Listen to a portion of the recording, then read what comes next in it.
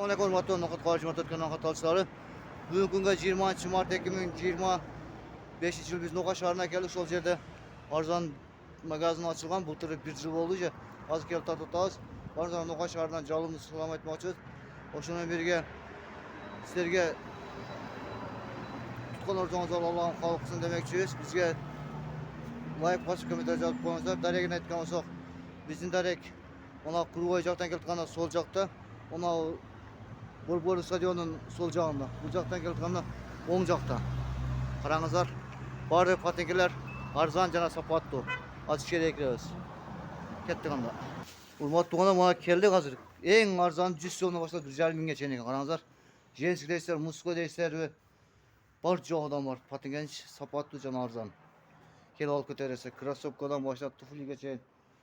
Женский, мужской жана немелер бар. Çoğunlukla var, kişiler var, karanızlar. Ben de şu yerden kiyinem. Önce arzan. Darege Noqat şahri Bolbor stadionunun manglayında. Kelip götürürsün. Ben olalım.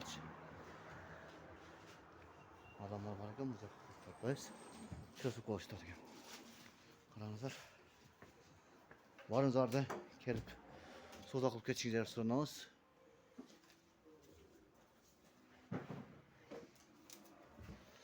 Monakrası kulaç çekeden 5 somdan mı?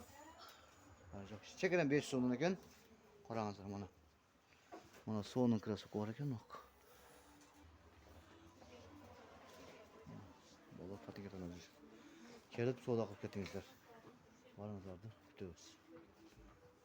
Eldar bugun mana Zapravka mangday жанында. Barınızlar kelip soda qilib ketishingizga surinamiz. Kelingizlar hurmatli tuğanlar.